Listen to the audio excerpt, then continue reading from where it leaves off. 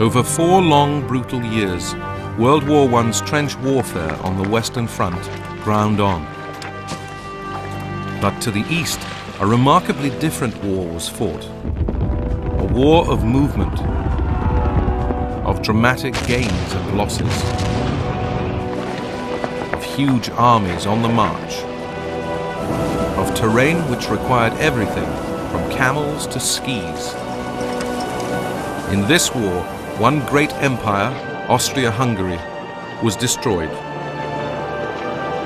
A second, Russia, was captured by revolution, its royal family murdered. The war on the Eastern Front would reshape the map of Europe forever. Now it can be seen as it really happened, in color.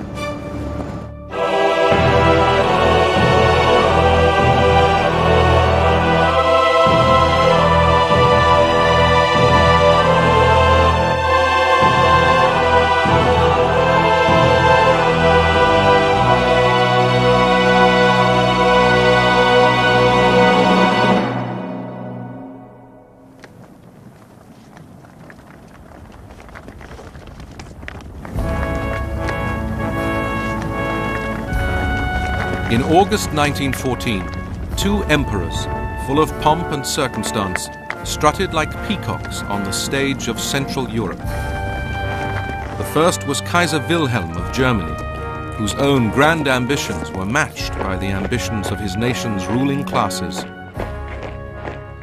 The Kaiser was very, very highly strung. He was given to hysterical outbursts about things and lived in a fantasy world. But then, you know, frankly, the whole of the country lived in a fantasy world in 1914. The second emperor was Wilhelm's ally, Emperor Franz Joseph of Austria-Hungary, a deeply reactionary autocrat presiding over a court crumbling from intrigue and division. These 2 emperors of the Central Powers were opposed on the Eastern Front by a third emperor, Tsar Nicholas II of Russia.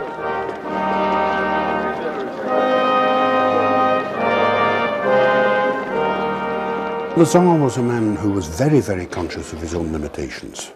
And his own limitations were considerable. And he was not somebody like the Kaiser who would get hysterical at all. He was much happier living the life of some kind of country gentleman. He certainly wasn't a warmonger at all.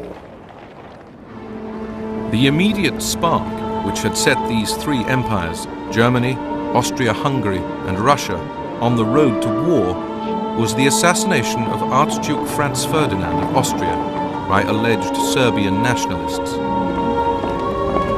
When war broke out in August 1914, the Eastern Front campaign moved swiftly. Austrian troops invaded Serbia. Russia, Serbia's ally, invaded both Germany and Austria. The Austrians quickly retreated before the Russians, losing key fortress towns. For the ordinary Austrian soldier, it was demoralizing.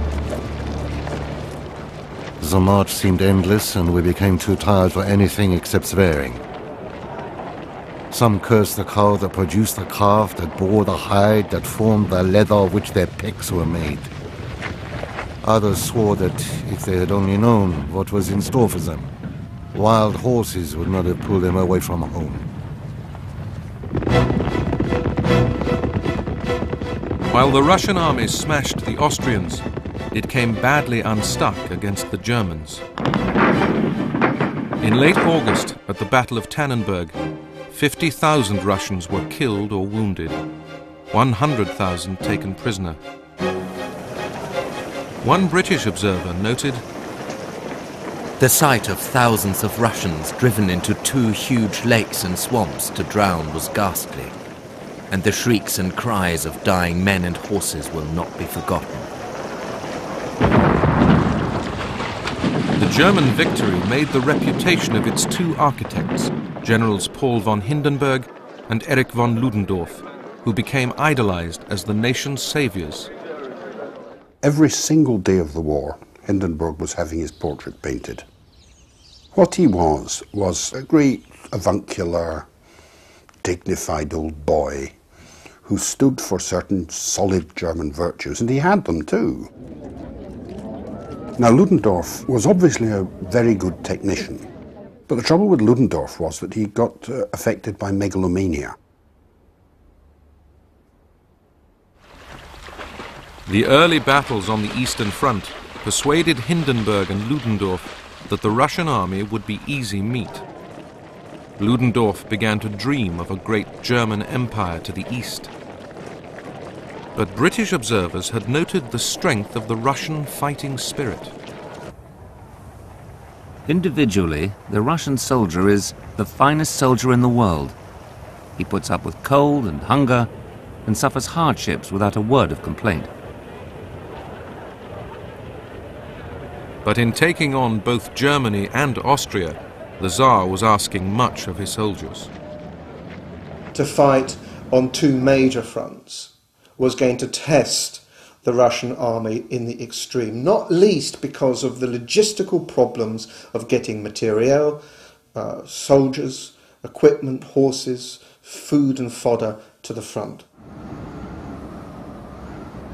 In late September 1914, the Germans, brimming with confidence that the Russian army would roll over, invaded Poland, which was part of Russia's empire. It looks very tempting to attack Poland, which after all juts out far into German territory, and if you attack the Russians from the north and the south, then you might catch a lot of them in the bag in the middle. And that is the essential strategy of the Germans in the last few weeks of 1914 in the east. But the German army had been weakened by the demands of the Western Front, and the Russians now hurried to reinforce the Polish capital, Warsaw. Hindenburg and Ludendorff ordered their troops to race to the river Vistula, which they needed to cross to get to the Polish capital. The strain to which our troops were subjected during the advance was enormous. The roads were mere mud and the weather was bad. In spite of this, very long marches of 30 kilometers and more had to be accomplished if the enemy was to be caught. The Germans crossed the Vistula on the 9th of October and closed in on Warsaw.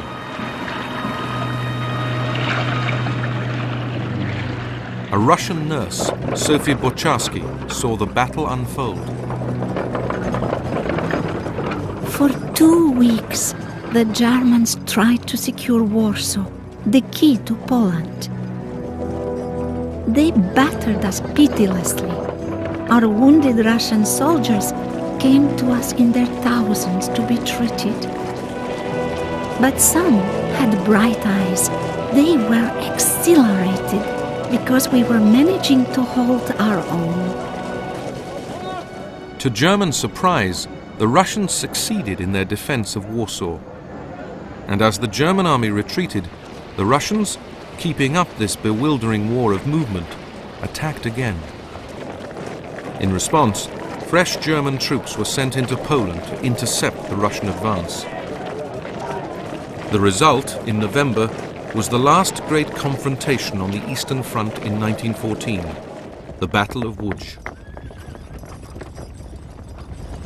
The Russians were the losers at Łódź. 150,000 men were captured. But the Germans also suffered, with 130,000 casualties. German commanders now realized that their Russian counterparts had no scruples in throwing unlimited numbers of men into battle. But how long could it possibly last? There was no doubt that, despite their terrific losses, the Russians would soon resume their offensive and continue it for some time. They had plenty of men, but used them recklessly, and such tactics promised no success, even against our thin lines. By the end of 1914, a staggering 1.8 million Russians had been killed, wounded, or taken prisoner.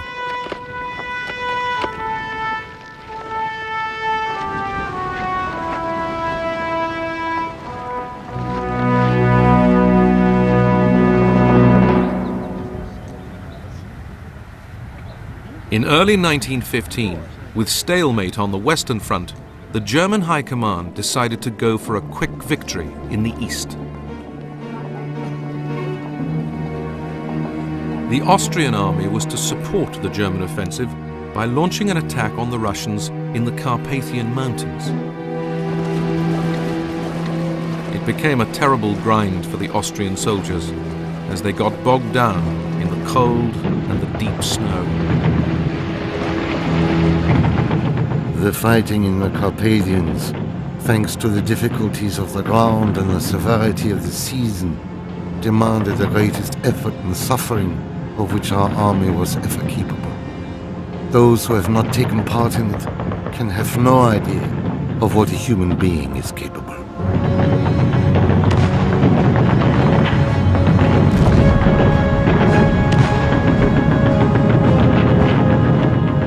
After 2 weeks, the Russians halted the Austrian attack. But despite this success, the Russian commander in the Carpathians, General Alexei Brusilov, who would become the key Russian general of the war, knew that the terrible casualties of the early months were taking their toll. The men sent to replace casualties generally knew nothing except how to march. Many could not even load their rifles, and as for their shooting, the less said about it, the better. Such people could not really be considered soldiers at all. Time after time, I asked my men in the trenches why we were at war. The inevitable, senseless answer was that a certain Archduke and his wife had been murdered, and that consequently the Austrians had tried to humiliate the Serbians. Why Germany should want to make war on us because of these Serbians, no one could say. A new breed of more questioning Russian officer began to emerge. One of these is a guy called Dmitry Oskin, who describes, sort of these gluttonous, fat military officers. One, I think, spent most of the war sitting in a tent eating ice cream, while the soldiers were sent out to fight. So there's a real sort of challenge to authority.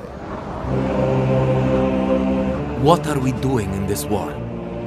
Several hundred men have already passed through my platoon alone, and at least one half of them have ended up on the fields of battle, either killed or wounded. What will they get at the end of the war? The desperate Russians needed help. By now, they faced yet another threat.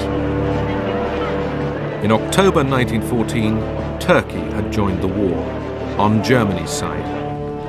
The elderly Sultan, Enver Pasha, assumed he'd be part of a quick victory. Enver Pasha had been in Germany. He spoke excellent German, got on very, very well with the Germans, and he thought in the first place, these people will never lose. If you think that the war will be over by Christmas, then you can snaffle the odd few things in the Balkans or perhaps against the Russians. Enver Pasha sent his forces north to invade Russian Armenia. In the biting winter, the Turks faced a ferocious Russian counterattack. Of 95,000 Turkish soldiers who fought the campaign, only 18,000 survived. Some 30,000 froze to death. The Turks stagger back, and the angry and tired Turkish soldiers going back through Turkish Armenia then launch what is known as the Armenian Genocide. Now, this was not just a spontaneous reaction to being beaten by the Russians, it was clearly premeditated, but that killed 500,000 Armenians. The initial Turkish invasion had prompted Russia to appeal to her allies, Britain and France, to do something to remove the threat from Turkey. At the same time, Winston Churchill, First Lord of the Admiralty, was planning an Allied expedition to the Dardanelles. His great dream was that the war could be won by attacking Germany and its allies at their weakest point.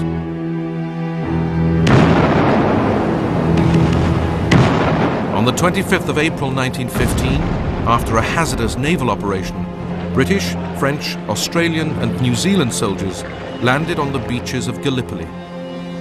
The campaign on land degenerated into a bloody stalemate. The people said, oh, if only we'd got another brigade we could get forward, and only we could get another division. But every time another brigade or division was sent, they were stopped. Because the Turks just brought up another division, another division, another division, another division. The trenches are totally different to what I expected. It is sure death to put your head up to look around. Even the periscope mirrors, measuring 3 inches square at most, are picked off one after the other.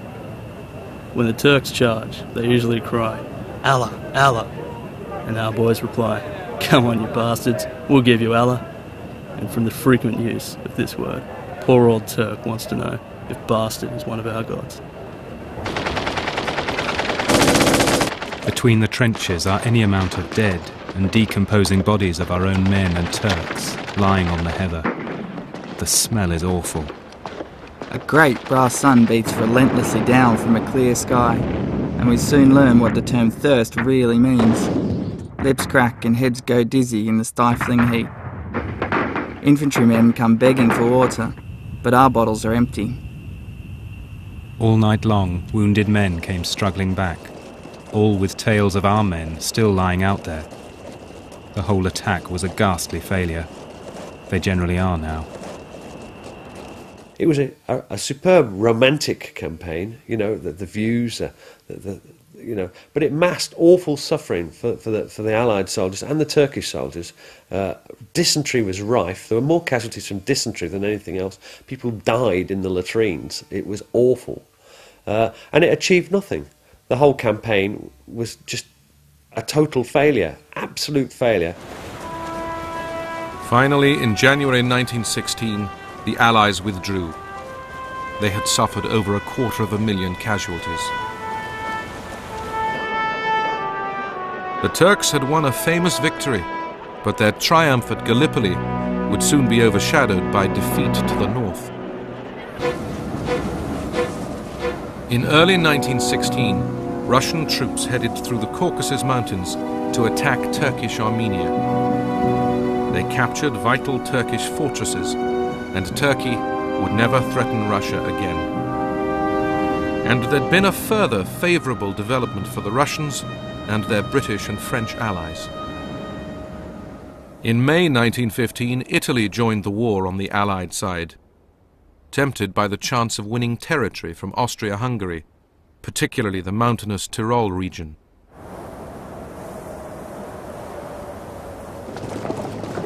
Italian soldiers headed north. Austria diverted troops from the Russian front to reinforce the Tyrol.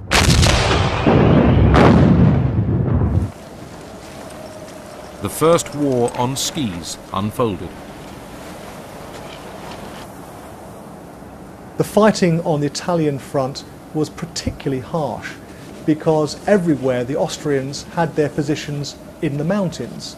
And so we had the worst of the warfare on the Western front in terms of heavy artillery and machine guns, with the added problem of fighting in mountain terrain. Fighting on the Italian front was some of the hardest of the entire First World War. A young British officer, Hugh Dalton, fought with the Italian army.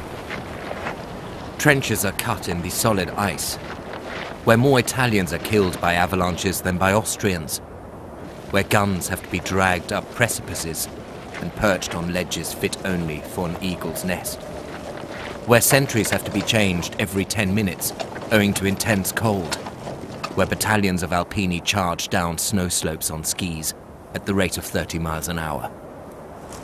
We crept along the sides of the rocks by a very narrow path. The peak above us filled the sky. Below us, the spacious, smooth, and almost vertical meadows seemed waiting for someone to roll down them.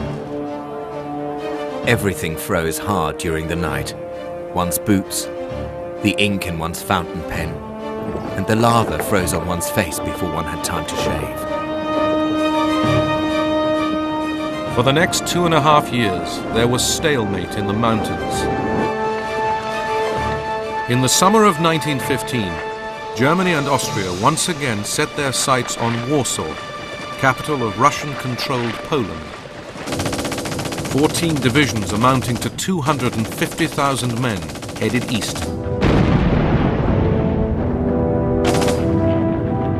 May 1915 Austrian offensive in the Carpathians had cost the Russians 100,000 casualties. Now, through June and July, Russian losses in the face of the German and Austrian advance would rise and rise. In May, the Russians lost another 400,000 killed, wounded and prisoners, and by June 1915 their war losses as a whole up to that time were a staggering 3.8 million. Fortress towns that had been fought over again and again lay in ruins. The people of Warsaw awaited their fate. Warsaw is doomed, but always there seemed a little hope. Short of a miracle, there's no hope now, however. The Germans will clatter through the streets with all the pride of victory. The only question is, how long before they come? Not days, hours, I think. The next day, August the 5th, 1915, the German army strutted through Warsaw. It was exactly 1 year into the war, and German commanders could begin to believe they had won. The Russians really would roll over. They were wrong. There were 2 years of bitter fighting ahead on the Eastern Front. But for the moment, the German soldier could relax. He was confident and victorious. His Russian opponent seemed defeated and demoralized. British observers felt it was a decisive moment for the Russian army. For nearly 3 more weeks we continued to retreat. Each day was alike. Tired men shuffling east. Hungry, homeless peasants praying for food. Wounded men in their thousands. We were all utterly exhausted. We were weary for a rest. We wondered when the great trek east would stop. In response to the defeat, Tsar Nicholas II declared himself supreme commander of Russia's armed forces. The Tsar would soon appoint General Brusilov to be commander of his armies on the Eastern Front. But Brusilov's private verdict on the Tsar was scathing. The Tsar's lack of knowledge and ability, his weakness of character, and his vacillating make him totally unfit to command.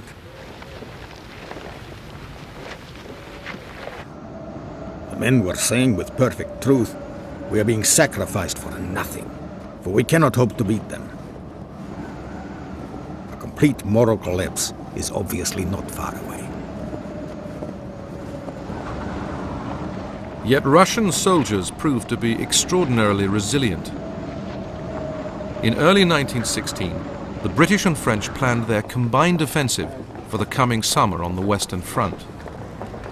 The Russians were to play a vital part in the plan by attacking Germany and Austria in the east to weaken their reserves.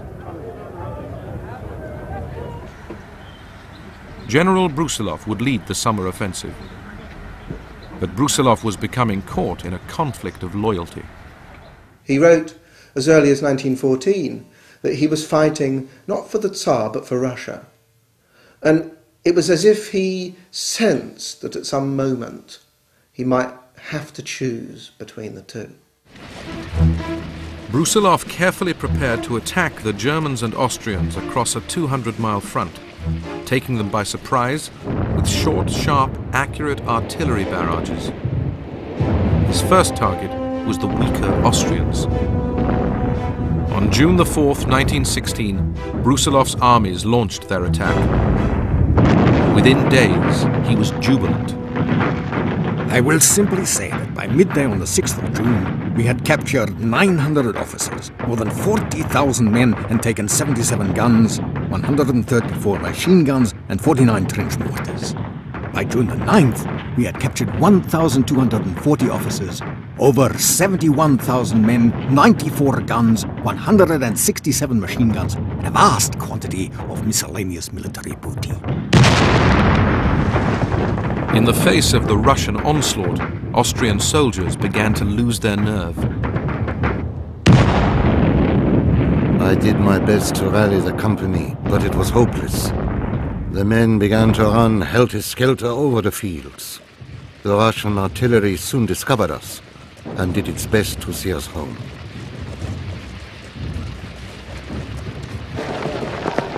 Along the drenched roads and fields came numberless batches of blue Austrian uniformed prisoners, usually escorted by only one brown Russian.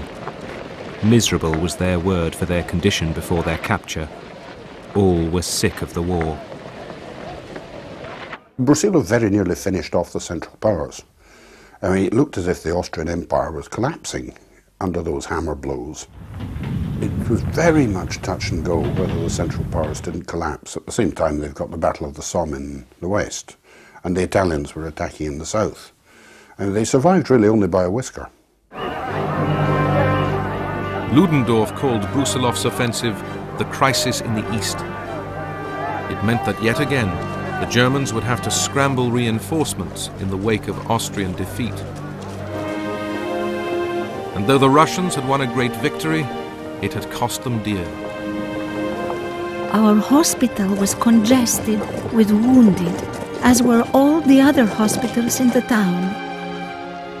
We were told that the casualties had been calculated at 200,000. We had seen, heard, felt and known broken men. By the winter of 1916, the Germans had gathered the reserves to fight back and regain much of the territory captured in Brusilov's summer offensive. It was a devastating disappointment for ordinary Russian soldiers who'd fought so hard. But British observers continued to be amazed by their endurance. The physique of the men generally was magnificent. They could march and fight too on rations so scanty and coarse that I doubt any other European soldiers would tolerate. While there were medals for the summer's victors, by the end of 1916, hundreds of thousands of Russian soldiers were decaying in German and Austrian prisoner-of-war camps. For those who remained at the front, it was no longer a story of victory, but of retreat. Brusilov himself began to feel deep disillusion, not with his men, but with the powers above. I would merely say that my armies, which in 1916 had accomplished miracles of bravery and wholehearted devotion to Russia and to their duty, saw all their feats of arms brought to nothing by what they considered a lack of intelligence and decision on the part of the Supreme Command. Some politicians began to share Brusilov's views. The High Command disregarded losses in men, and it does not take enough care of the soldiers. The army no longer believes in its leaders. The desperation of the soldiers was spilling over to the civilian population. From all sides came the complaint of a people wearied by the war, disillusioned, lost in what seemed an endless circle of mistakes. Food was growing ever more scarce. The queues outside the bread shops stretched right down the length of the street. It was said in all directions that the merchants and shopkeepers were building up huge profits at the expense of the people. It was whispered that the empress trafficked with Germans. Even the emperor was no longer held in the same awe and reverence.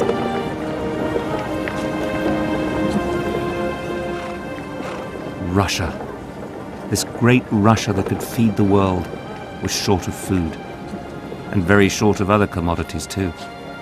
There was a scarcity of everything in Russia: food and clothes and boots and petrol and paraffin. We will soon have a famine. I advise you to buy 10 pounds of bread and hide it. In the suburbs of Petrograd, you can see well-dressed women begging on the streets. It is very cold. People have nothing to burn in their stoves. But to hell with it all. How hard has it become to live? Discontent was brewing all over Russia. Strikes became commonplace. People from all sections of society questioned the need for war. By autumn 1916, the bored and restless sailors of the Russian Navy had mutinied twice, in the Baltic and Black Sea fleets. The Tsar and his family were isolated. In every rank of society, it was freely said that the nation and the army were sold by the Empress's minions, and that she aimed at obtaining a regency to replace an emperor whose weaknesses, garrulousness and drunkenness had become a byword. Gossip was rife. It was rumored that the Empress was meddling in affairs of state, under the spell of her secret lover, the sinister guru, Rasputin. Everywhere the slander spread and ripened. There was nothing bad or vile enough that was not insinuated. The dark powers behind the throne, German influence at court, the suspicion of a separate treacherous peace, the power of Rasputin, infamous stories about the Empress. In late 1916, they tried to project a positive image of the Empress by showing her working as a nurse in the Winter Palace. But what they didn't realise is that the image of the nurse had changed, and because a whole supply of nurses' uniforms had fallen into the hands of Petrograd's prostitutes, they didn't realise that the pictures they were putting out of the nurse, of the Empress dressed up as a nurse, would have precisely the opposite effect to the one they intended. So here she was, dressed as a nurse, only reinforcing all those rumours about her sexual games with Rasputin. The Tsar responded to the revolutionary threat with more repression. Some of his advisors even began secret negotiations with Germany to end the war, hoping this would preserve the Tsar's position with his people. In February 1917, the Tsar's troops were ordered to shoot at demonstrators in Petrograd. Some, like Fedor Lind, refused. The Cossacks were firing on defenseless and unarmed crowds, striking people with their whips, crushing the fallen with their horses. I jumped to the table and cried out wildly, "Friends, long live the revolution!" As the tensions grew, senior military commanders appealed to the Tsar to step down. Your Imperial Majesty, I am well aware of your profound love for our country. I am sure that to save it, as well as the dynasty, you will consent to the sacrifice the war demands from you. The Tsar tried to return from the front by train to Petrograd. He was diverted by revolutionaries. He knew the time had come. The abdication of the Tsar took place on the 15th of March. We changed from soldiers of the Tsar to soldiers of the Republic quite automatically. No one said a dissenting word. And the soldiers, they accepted the change, just as they would have obeyed an order to stand to attention. A provisional government took over. Soldiers and civilians celebrated. There sounded a short booming peal of the cathedral bell, then another and a third. The pealing grew faster, and soon the bells of all the outlying churches began to ring. The streets filled with people. The doors of many houses stood open. Strangers, weeping, openly embraced each other. Alexander Kerensky, who would later and briefly become Prime Minister, was appointed Minister of War. He made General Brusilov Commander-in-Chief of the Russian army. Together, they hoped to restore national confidence with a new military offensive against their weaker enemy, the Austrians. The attack was launched on the 1st of July 1917, but it was soon clear the troops no longer wanted to fight. After just a week, the generals realized that mutiny was in the offing. When I asked them what they wanted now, they said they did not want to fight anymore, and pleaded to be allowed to go home in order to share out the land their fellow villagers had taken from the landowners and live in freedom. And when I asked them, what will happen to Mother Russia, they replied it was not their job to think about what would become of the state. After 3 years of fighting and suffering, the Russian soldier had finally had enough. It was a war where the advantage had constantly shifted, but in the end it was political, not military collapse, which was deciding it.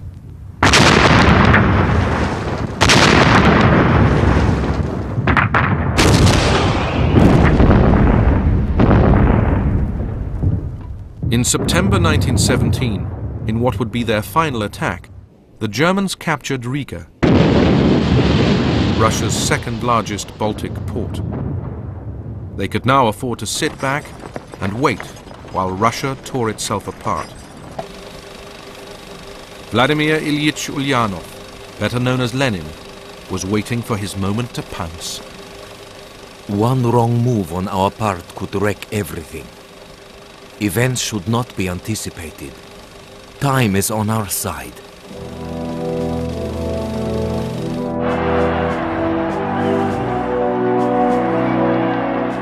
Lenin's aim was Bolshevik revolution, but it was his slogan of peace at any price which began to swing support his way.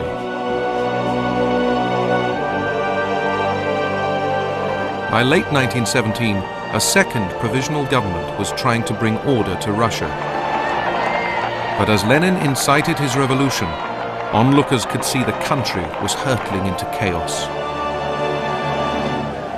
This is no longer a capital. It is a cesspit. No one works. The streets are filthy. There are piles of stinking rubbish in the courtyards. It hurts me to say how bad things have become. There is a growing idleness and cowardice in the people, all those base criminal instincts which I have fought all my life and which it seems are now destroying Russia. The socialists have sown the wind. Russia is reaping the whirlwind. The economic situation in Russia is such that the words "on the brink of ruin" have become commonplace. Foreign revolutionaries like the American John Reed could see the day coming. On the one side, there was the monarchist press, inciting to bloody repression. On the other, Lenin's great voice roaring, "Insurrection! We cannot wait any longer!" Daily, the government seemed to become more helpless. Armed workers patrolled the streets at night, doing battle with marauders and requisitioning arms wherever they found them. By November 1917, the revolution, later glorified in Russian films, was imminent.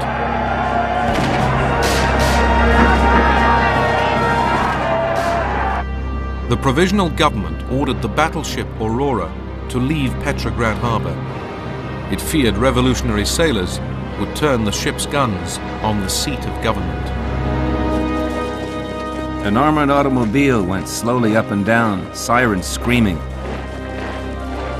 On every corner and every open space, thick groups were clustered. The tides of people flowed endlessly. On the 7th of November, prompted by the Aurora's guns, the revolutionaries stormed the Winter Palace.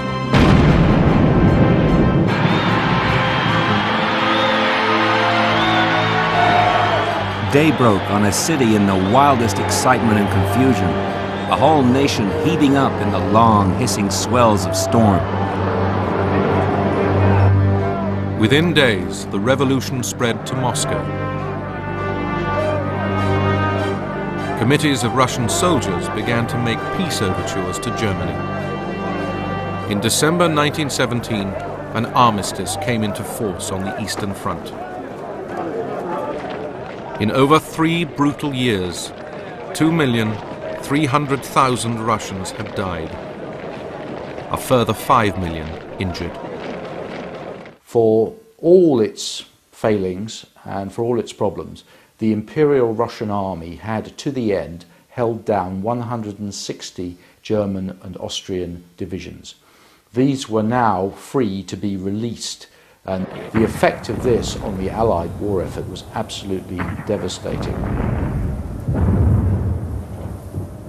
Italy was the first of the Allies to feel the effect of Russia's collapse. In late October, the Austrian and German armies struck in the mountains of northeast Italy.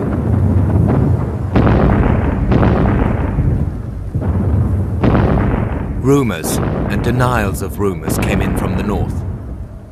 On the 27th, the rumours became hard.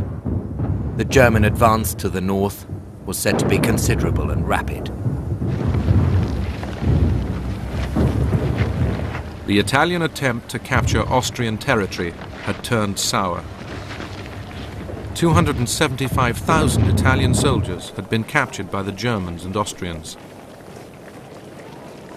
Many who remained to fight couldn't see the point.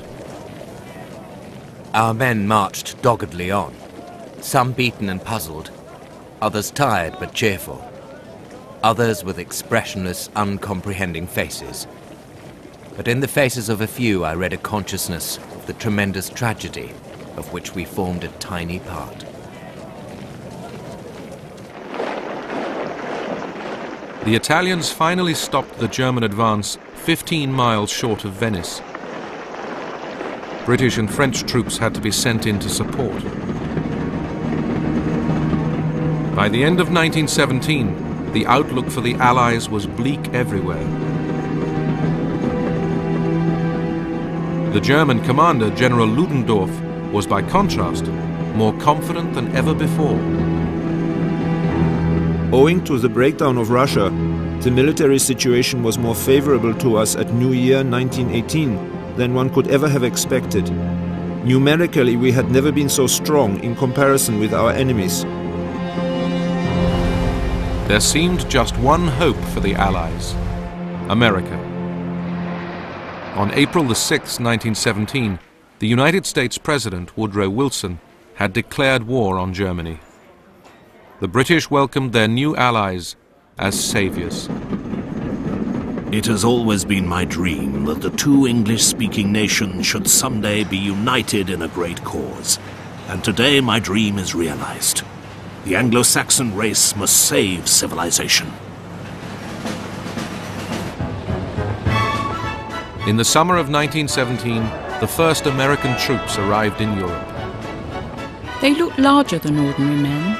Their tall, straight figures were in vivid contrast to the undersized armies of pale recruits to which one had become accustomed. They seemed, as it were, Tommies in heaven. Had yet another regiment been conjured out of our depleted dominions, I wondered? Then I heard an excited exclamation. Look, look, here are the Americans. American soldiers were first known as doughboys. Later we became known as dog faces. Where we got the doughboy name from was always a mystery to us. Dogface was more patently understood. It was said we were so called because we wore dog tags, slept in pup tents, growled at everything we ate, and tried to seduce every female that we saw. For many of these first Americans, the early training on the Western Front was a culture shock. One listed his pet hates. Our officers had the list because they never do us any good. They're cranky, arrogant, and unreasonable. The weather ranks second. The mules come third. Our leaky clothes come fourth. Our feet are wet all the time. The lice come fifth. The canned potato meat hash comes sixth. Homesickness comes seventh. Most of us have never been away from home before, and we're so hungry for a little womanly affection that it's awful. The Germans come last, because if it wasn't for them, then we could go home. The commander-in-chief of the American Expeditionary Force, General John J. Pershing, now had to harden these raw recruits for battle. The World War involved the handling of masses. It was one thing to call 1 or 2 million men to the colors, and quite another thing to transform them into an organized, instructed army capable of meeting and holding its own in the battle against the best trained force in Europe, with over 3 years of actual war experience to its credit. When the Americans began fighting, they were very reminiscent of the British in 1916 on the Somme. They were enthusiastic, they had high morale, but they had a lot to learn. And they did, to be absolutely fair, learn very quickly in some very, very bloody battles. The Americans saw their first battle action in June 1917. I remember the early morning light revealing to me the first American dead. Alas, I was now indifferent to the sight of our own dead, but those somehow moved me. They looked so new and smart with their long leggings. They symbolized also the hope on which the Allies were relying for the future.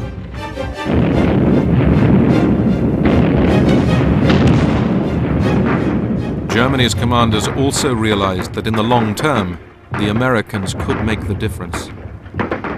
The tremendous superabundance of pent-up, untrapped nervous energy which the American troops brought into the fray more than balanced the weakness of their allies, who were utterly exhausted.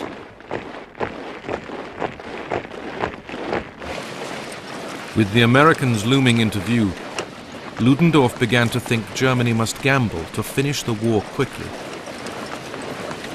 While he made plans for a decisive victory in 1918, most on the Allied side believed that the war on the Western Front would grind on for years to come. Few could have anticipated how quickly everything would change.